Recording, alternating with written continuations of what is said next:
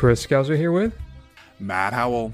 And this week on the first run, well, guys, we mercifully end things. We take one last spin with Eddie Brock and his symbiote pal in Venom: The Last Dance. At the very least, we don't have to listen to Tom Hardy put on one of his weird choices of an accent anymore until he does it again for the next role.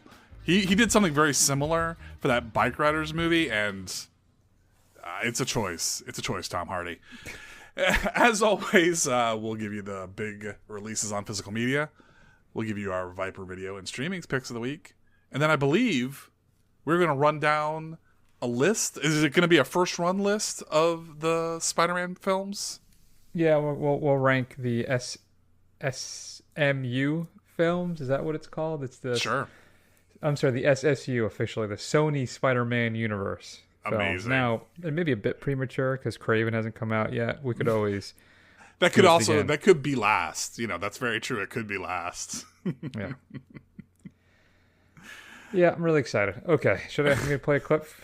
Yeah, please. Let's listen to some of Tom Hardy's acting choices in this one. You should probably know that I have a really dark and unpredictable side to me. Stop speaking. I'm giving you a chance, sweetie. Say when. When?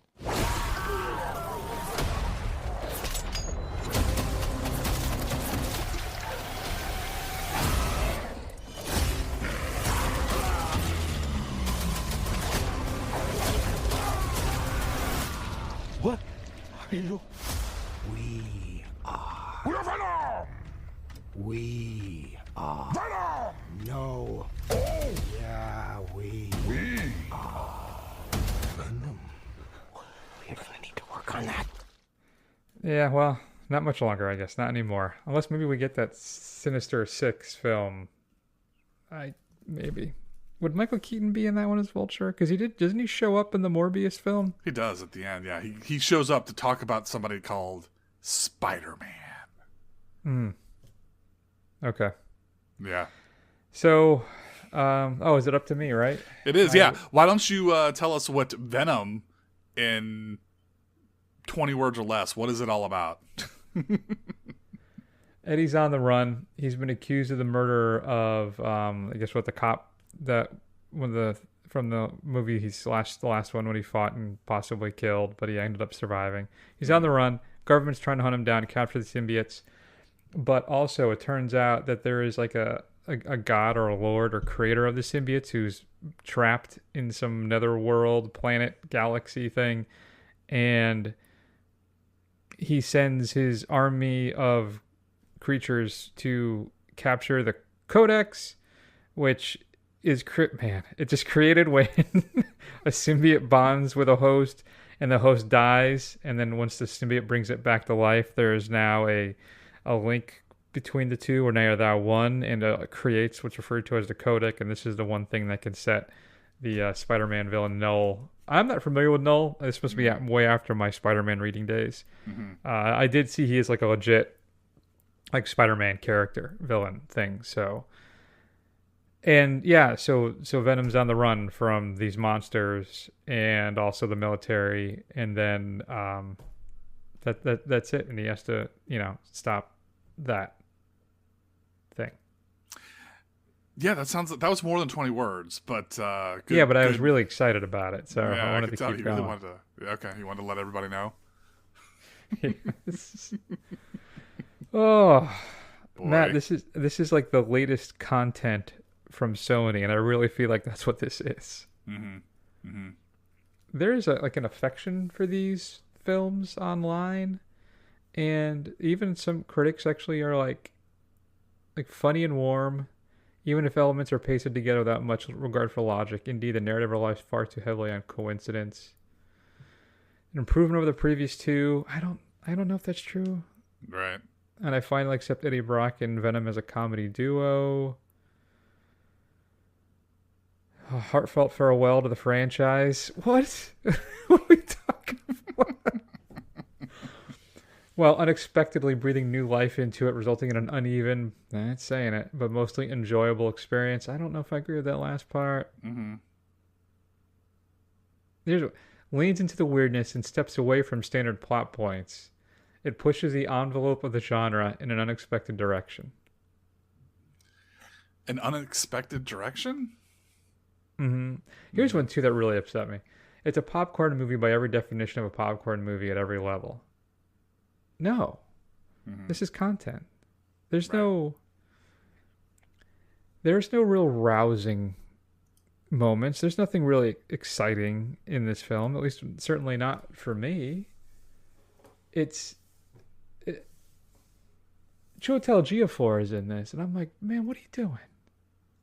You're in 12 Years a Slave. You're like a real actor. Mm-hmm. Well, I shouldn't say that. I love Tom Hardy. Yeah, I think Tom Hardy's a real actor. And he is fine in this role. I really can't think it's anything more than a paycheck for him. And he's like, he makes it watchable, I guess. But I'm tired of all of this. And I don't know if Hardy is as well. Maybe not. I don't know, Matt. At least I got to see Tom Hardy in a tux. I didn't get him as James Bond, very likely. So at least I got to see him in his little James Bond-esque look.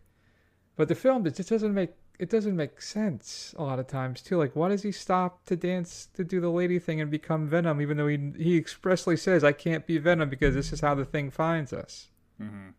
Like, there's a lot of just dumb things in this film that bother me. We got 3 Venom movies.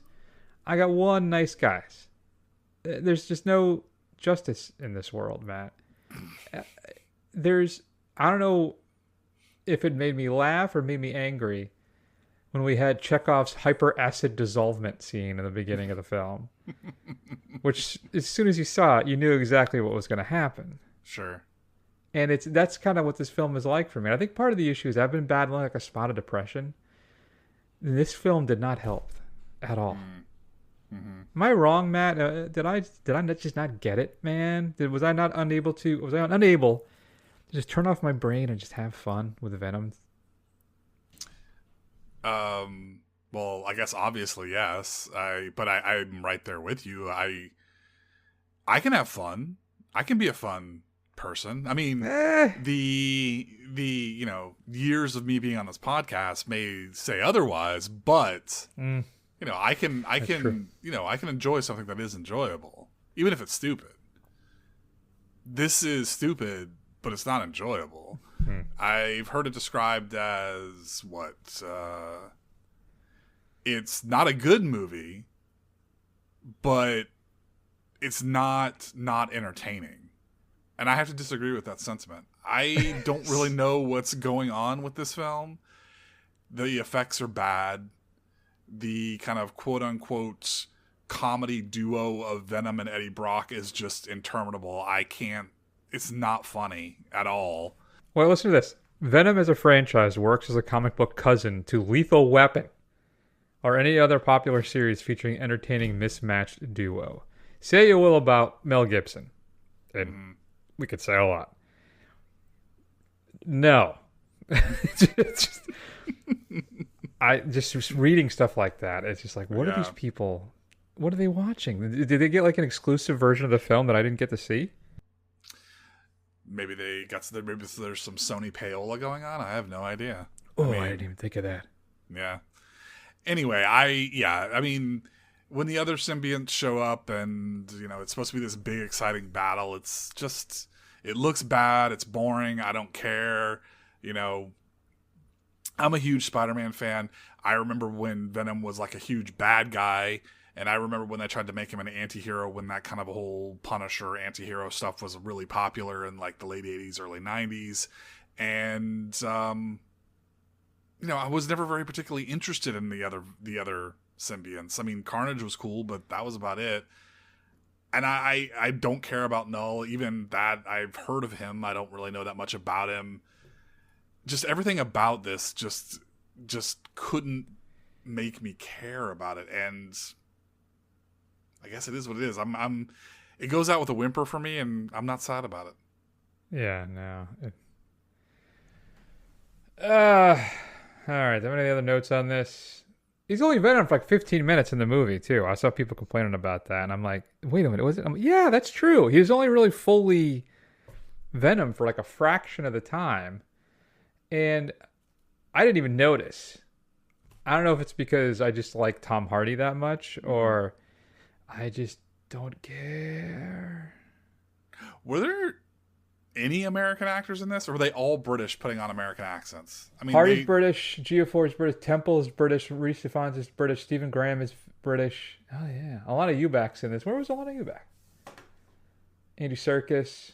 Yeah. I don't know who Clark Bacco is, so she's Canadian. It's close. Close. I mean, it's still part of the, what do they call that? The territories, the provinces, something like that. She could be Protectorate. French though too. You never know. True. Fair enough. I like that she's a young lady. Her name is Clark. I think it's pretty cool. Good for you, Clark. Andy Serkis, he's English. Mm-hmm. He was the voice of Null. Did you know that? I did not know that. Doesn't surprise me though. Speaking of which, I've been watching Penguin. Yeah. It's good. Is it? I'm really enjoying it. All right. That's good. I'll have to check it out. I haven't not started watching it yet. It's good. Farrell's so good, but so's what's her name there? Christina. I'm blanking on her name now. Who plays Falcone? Mm-hmm. She's almost more interesting than he is, but it's still excellent. I keep reading and seeing great things about it, and I'm like, how much am I really going to be into this? But it really fleshes out his character. It's much more interesting now, and I started rewatching the Batman kind of to see that too. You know, it's really good. I'm really impressed with it. It's too bad. I mean, he says he never wants to see the Penguin makeup again, so I don't blame him. yeah. But it must be a nightmare, especially when you look like Colin Farrell. Is it like it's like seeing like a I don't know, not a Dorian's Gray thing, because it's not like it's keeping him young, but just the horror opposite mirror version of what you could be if you were Colin Farrell. Let's talk about Penguin. No, you haven't seen it, so yeah, it's just it's not particularly well acted. The script is just it's cliched, amateurish. There's a couple scenes where I'm rolling my eyes. There's a woman, her 2 seats down from me, her phone kept beeping, and I was more curious to see what was going on there. The direction I felt was kind of just uninspired, much like I guess my performance here, talking about the film. Mm-hmm. And like the stuff with Juno Temple and her brother, where she ended up getting to be the scientist to go to the stars type thing. When it's just the whole thing is just it's lazy, and it's I feel bad because it's directed by Kelly Marcel. Kelly, she did wrote the first 2 films. So she just wrote Saving Mr. Banks. She wrote 50 Shades of Grey. And yeah, so Venom gets a D from me, man. I just want to move on. Because of Tom Hardy gets it to a D for me. Gotcha. I like him so much. Yeah. I'm gonna give it an F plus just because I wanted to say F plus, like Tenacious D. Is it worse than an F in a weird way? Because you're emphasizing the F. If you want to see a great Tom Hardy movie, there's 2 I'll recommend that I think are criminally underrated that haven't been seen. One is Lock, which takes place mostly in it's just him driving. Sure. Not mostly, I think entirely. And but it's a great little thriller drama. And then the other one is The Drop, with I think one of Gandolfini's last roles. He's really good in that too. Very channeling like early Rocky Stallone. Mm-hmm. Just the kind of really sweet, kind of dumb guy. But yeah, has a dark side. So The Drop is, man, I gotta rewatch. I love The Drop. Got a chance to see Venom. What's it called? The Last Dance. Is that it? That works. Yeah, that's it. Shoot us an email at feedback@thefirstrun.com. It's crazy to me that I give this a D. I'm about to give this an F plus, and it's not the worst film in this Sony Spider-Man universe. We'll tell you what that is in a few minutes. Right. But before then, let's talk about what's coming up out in physical media this upcoming Tuesday, November 5th. It's a pretty strong week, I gotta admit. So if you're a physical media fan, particularly for the 4K game, there's 1 or 2 classics coming out and some other cool stuff. So, and I think maybe one of my favorite films of the year so far. I gotta think about that. But let's take a listen to this. When you dance the dance of another, you make yourself in the image of its creator. You empty yourself so that her work can live within you. Do you understand? Yeah. You're in a company now. You have to find your right place. You have to decide. What is it you want to be for this company? Is it the head? The spine? The sex? The heart? The hands. I want to be this company's hands.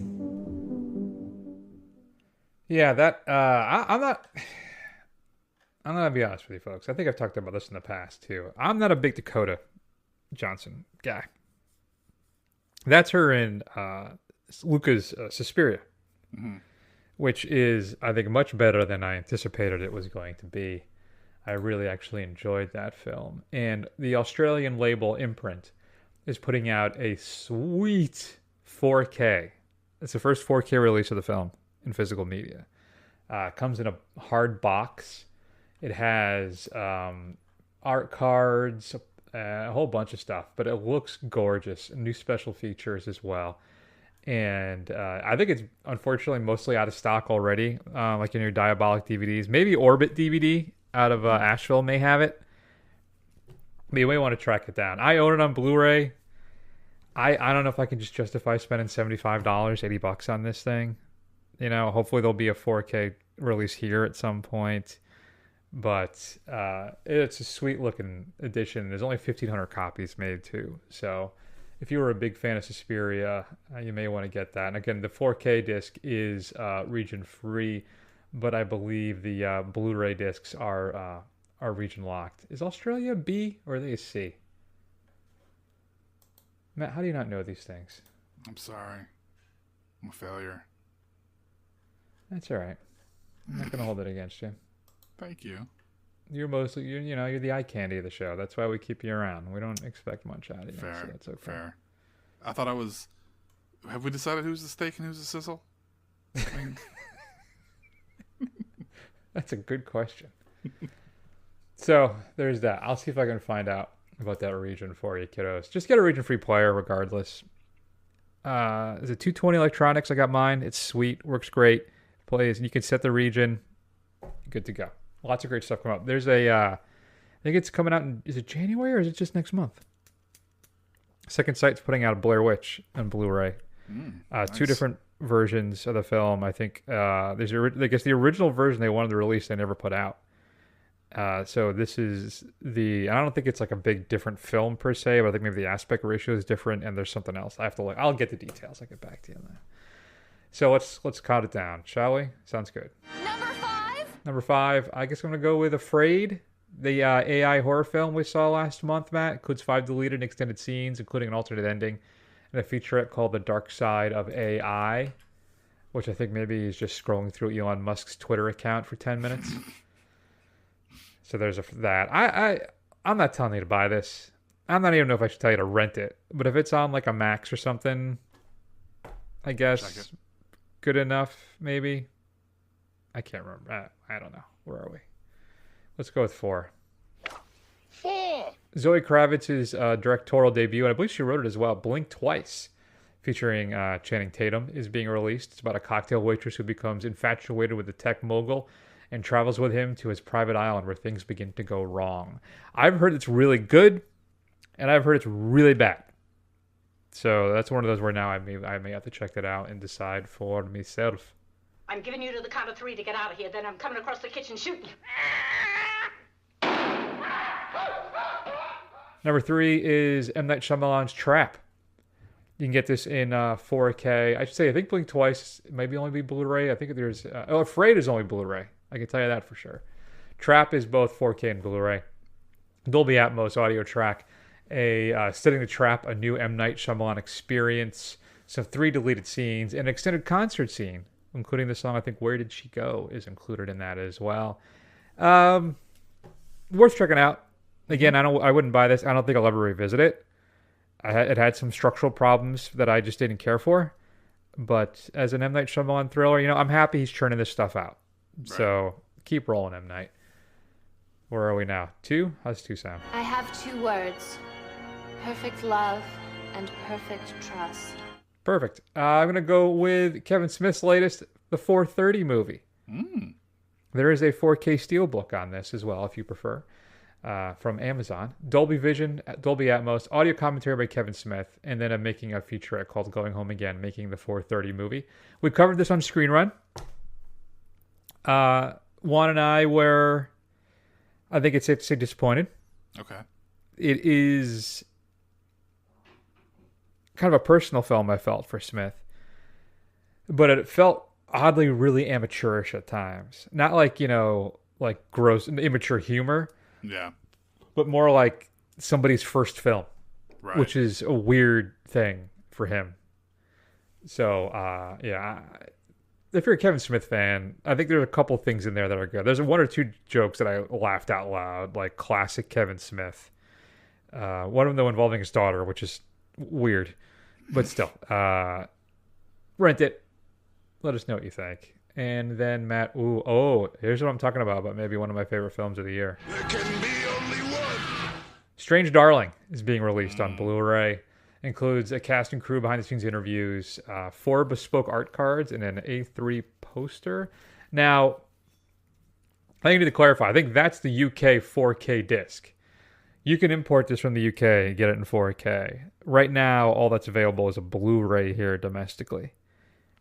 And I am on the record, especially being so close to Black Friday too. I'm done buying stuff for a while because even though the last 2 Black Fridays, especially last year, was garbage. But I'm on the. I got Malignated, and I'm not going to get Malignated again, or Immaculated. Maybe that too. I bought Immaculate on Blu-ray, and they announced the 4K like 2 weeks ago. So I'm done.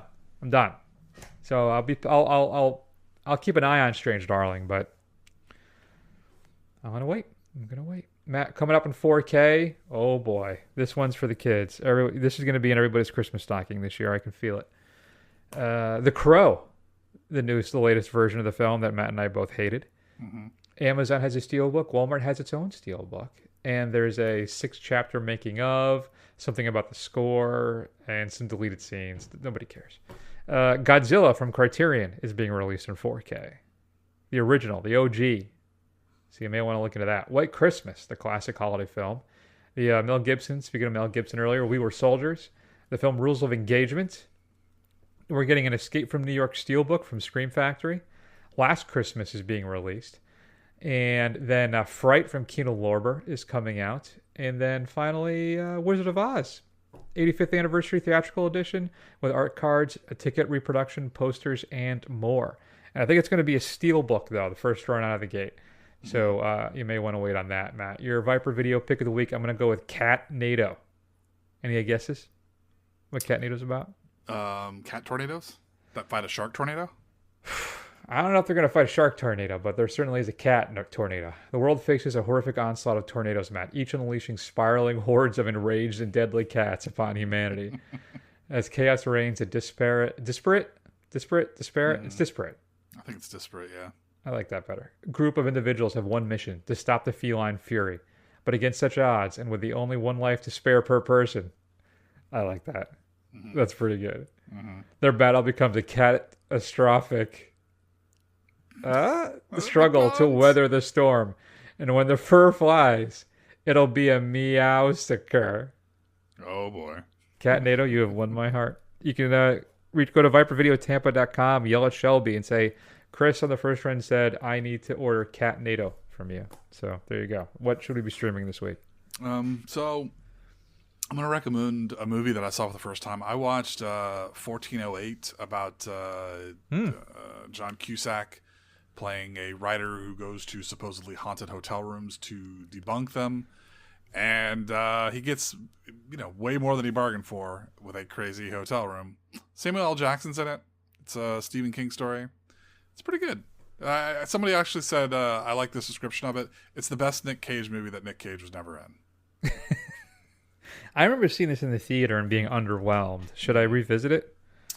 It is spooky season. Yeah, it is, which I thought you were going to stop saying because you hate it. I hate that.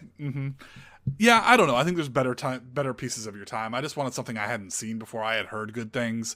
And, it's if you haven't seen it before, I would say check it out. If you have seen it before and you're underwhelmed, were underwhelmed the first time, I don't know if it's worth a revisit. Are you still taking the kid out for Halloween? That's kind of up in the air. She kind of vacillates between, her friends coming over and them going out for Halloween, or she's just going to stay home, dress up, and hand out candy. It's kind of back and forth on what they're doing. You get a lot of kids in your neighborhood?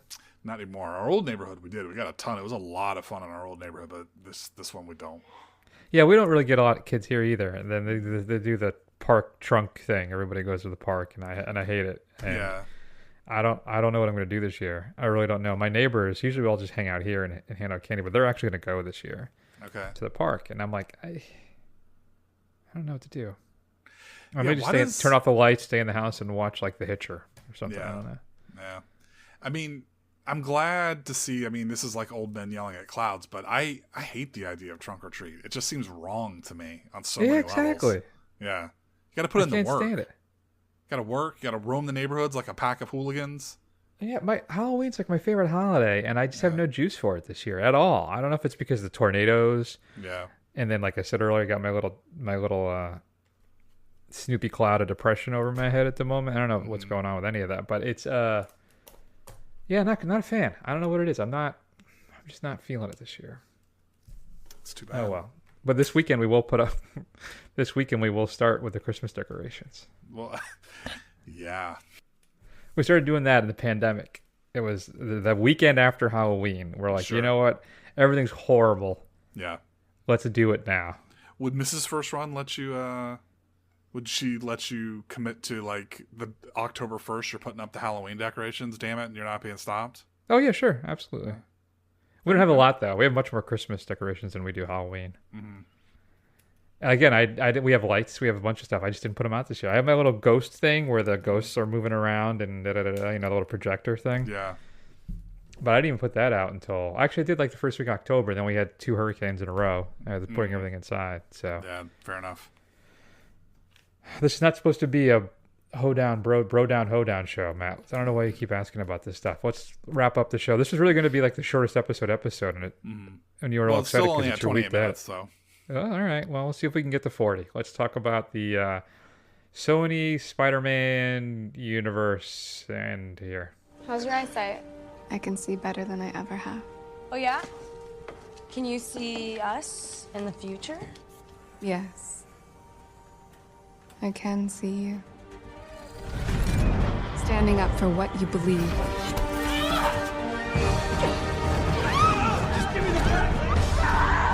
Never giving up.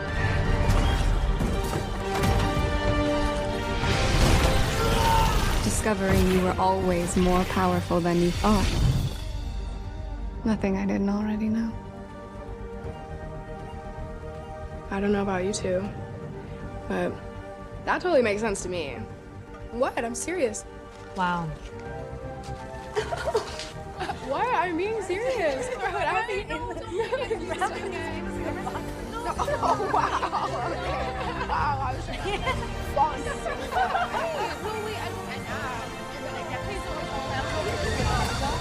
I really can't.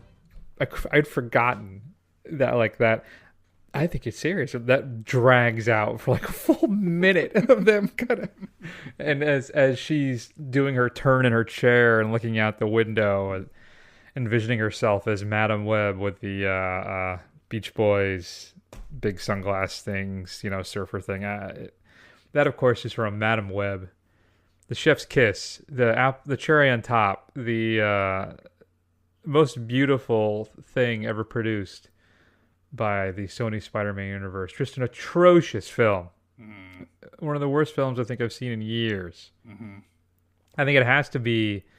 It's number 5 or not. It's not a 5. Is it how many we got? Is it 5? It is 5. So it would be 5. It is the worst thing that's come out of this debacle. Yeah, honestly, it's so bad that I had forgotten it existed. I had thought our number 4 was going to be our number 5, but I think number 4 is elevated by at least Matt Smith's performance, whereas this is just atrocious from beginning to end. This is so bad. I remember how upset I was too, because like they're not even the Spider Women. No, they're not in the film. The only time you see them in their costumes is in a flash forward at the end, and that voiceover, that's where you see it. That is, yeah. God, it's so wrong on so many levels. And the only thing that is kind of interesting to watch is if you ever seen an actor just completely like uninterested in phoning it in hard, watch Dakota Johnson in this film, because she is just not into it at all. Yeah, it's horrible. We'll put this list too, Matt, on our Letterboxd. I guess it's mine technically, is the official first run Letterboxd. Mm-hmm. So when we're done hashing this out, though, I don't think this is going to be a difficult one. Yeah, it's just I love too that the villain in Madam Web is basically just like how do we make him look as close to Spider-Man as possible? Right? It's so bad. God, I hate that film. It's horrible. It's on Netflix right now. If you haven't had the pleasure, you can check it out. So we're good on 5. So what? I guess we're good on 4 as well. What do you got? It's got to be Morbius, right? Yeah. I mean, it's Morbin time. But I mean, and the only thing that is like Jared Leto is atrocious in this film because he's taking it way too seriously. But this is his Dark Knight, yeah. But Matt Smith knows what kind of movie he's in, and he's having a blast just hamming it up and trying to make it as entertaining as possible for you. So what? I commend him the effort for trying, so that's going to elevate it to a 4 for me. Matt Smith is weird to me because it's like he's the human version of motion smoothing. I How dare you, sir? I'm sorry. It's just... But Matt yeah, Smith's going to show up at your house on Halloween and kick your ass. I deserve it. Al Madrigal's in it, who I like a lot. He plays with the cop in this, and again, it's just all so bad. I feel like it's mostly like even the casting is weird and not great. I think just the whole thing is just a mess. Yeah. Even though I do get to see Michael Keaton as Vulture again, it's still and then J.K. Simmons does a little J.J. Jameson in that one too, right? So yeah. To no avail, just horrible. All right, Matt. So then for my 3, I think I'm just going in order. So I'm going Venom: The Last Dance. Okay. Because of the first 10 minutes of the show. Just rewind it. Yeah, I would have to agree with that. It's not good at all. So what do you have for 2 then? Do I like Let There Be Carnage more than I like Venom, the original? I don't know.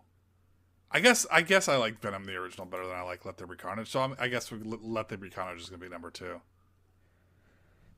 Yeah, I agree. Which is funny too. I think, well, Woody Harrelson gets to play Cletus, right? So I think that would be fun and weird. Michelle Williams does her own version. Did she die at the end of that? Why isn't she in this one? I don't remember. She came to her senses, obviously. Woody Harrelson is way too old to play Cletus Cassidy in this. Yeah. She's Eddie's ex-fiancée. She briefly hosts Venom. But what happened to her? I don't remember what happened to her at the end of the film. She doesn't die, right? I remember next to nothing about that film. In fact, before you said something, I had forgotten Michelle Williams was in this film. I mean, I remember now. Yeah, no, there's like no mention of her at all in any capacity. And in the end, I have the Wikipedia up here. No, there's like nothing. And I remember too how they did the whole thing where they did the blink at the end of this one. Mm-hmm. And I guess he's supposed to be transported to whatever Tom Holland's Spider-Man universe is, but nothing happens. He's just at the bar. Yeah, right. And then he gets blinked back. Yeah. And that's it. Yeah. And that's it. And we get Danny Football's life as the bartender. Football's life, yes. Yeah, and then so Venom's 1. I guess that's where we end up. Is the original Venom film is the first one. I don't even remember. Oh, we had more symbiotes in that one too, right? Wasn't that the whole thing where we fought? Yeah, there were bad symbionts. Okay. Yeah, okay. Yeah, you can tell we care deeply about this franchise. I really hope this isn't the first episode you're listening to. Low energy, talking about shitty movies. Chris's boys are not doing well. They're looking like they might get swept out of the series. Chris is sad, not feeling Halloween. Hold on, I'm gonna look at it right now. Where are we? Oh. It's 5-4 now. They're still up by one run. All right. But it's only the 5th. Gotcha. Ugly. All right, hold on, gents. Let's keep things rolling, huh? That is not good. Am I going to get sued now? I'm not supposed to talk about what's happening. I didn't say what's happening. I'm not giving you a play-by-play, so I think it's okay. I don't think so. I think we're safe. That's good. Well, we got one more, Matt. We got Craven coming up. Which looks maybe that'll terrible. be the good one. No, it looks terrible. I can't imagine. If it's good, to quote Chevy Chase, I could not be more shocked if my face was sewn to the carpet. Like, I cannot imagine that's going to be good. It's going to be rated R, yo. Great. So it'll be like cool and violent, and maybe somebody will say like more than one F word. And like, why does that guy, I know you want to see the aliens, but why would you go inside the thing and put your family in danger like he does? Why would an area that is infamously hard to get into, can they roll right up into the gate even though they're shutting it down? Like, how does that make any sense whatsoever? And I like to just have the acid there to be able to dump on things so that they can destroy them all right there in the open. But yeah, no, that makes sense. I mean, Reason Funds is fantastic in Niad. If you haven't seen that, that's on Netflix. Watch that instead. It's so bad. Matt, all right, that's good. So we have the same list. Madam Web, Morbius, The Last Dance, Let There Be Carnage, and then Venom. Right. All right. Wow. Really going out on a limb there. It was the black costume that actually got me into Spider-Man comic books. Yeah, I can't overstate how big of a deal that black costume was. It was dope, as the old young kids say. Yeah, it was such a great storyline too, the whole thing. And then maybe that's part of my issue is I never got over turning Venom into an anti-hero. Yeah. I liked him as a bad guy. Yeah. They said in the comics that I think the implication was that he like sexually assaulted at least MJ. Right. In that Amazing Spider-Man thing. I don't know. And just to turn him into the lethal protector, I never bought into it. I like Venom as a bad guy. And you know what? Like, even further down the line, they separated, the Venom symbiote from Eddie Brock, and it joined up on Flash Thompson, and he became like a CIA assassin. Jesus. Well, because I guess they gave it to Carnage, right? They made Carnage the bad guy. Right. With the right. Anyway, that, like Matt said, that costume was dope. It was really cool. I think the first one I had was a Spectacular Spider-Man was my first one. I had to buy a back issue of Amazing Spider-Man 252. It was 252, nice. Right? Was it? I thought it was 300. No, Amazing Spider-Man 300 was. I'm sorry, that's Venom. The first full appearance of Venom. Right. The costume. Oh yeah, it was Secret Wars. Was the first time you saw the costume. But I think 252 came out before, because they were in the comics. They were only gone for one issue. But Secret Wars ran for 12. And I'm pretty sure it was issue 8 that he got the costume in, because his was destroyed. Yeah, it's 252. Yeah. Good times. It's such a cool looking costume, man. Man, that was a brilliant idea. Who did that? Was that Ron Friends? Who designed it? I don't remember. I don't know. Well, but it would have been Zek, because Zek did Secret Wars. Mike Zek illustrated Secret Wars. You know, and I'm going to have to look that up. That's going to drive me nuts. I'm not going to do it now, though. Matt, what's coming up next week on the show? We're watching Juror number 2, and then we're going to try and catch Never Let Go, which I guess You want to do that? We don't have to do any of those too. I just threw those on there because they're all available now to stream, and they're all ones I think that we had expressed interest in. Sure. Yeah, I mean, that's fine unless there's something more compelling coming out, which I have to admit I'm not up to date on what even is releasing this week. Yeah, no, I don't think so. I'm hearing good things about Eastwood's Juror number 2. So I'm excited to see it. In the meantime, check us out at thefirstrun.com. Find archives of all the old shows and the report card. Head on over to Apple Podcasts. Give us a review to help other people find the show. We're on YouTube, Twitter, Instagram, and Facebook. Find us there. Just search for The First Run. Scroll. Eventually you'll find us. And I guess that's that. So thank you very much for listening. We love you all very much. I promise I'll be more excited next week, probably. And we'll see you then.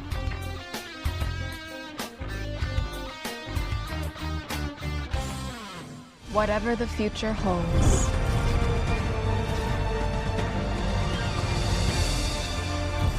we'll be ready.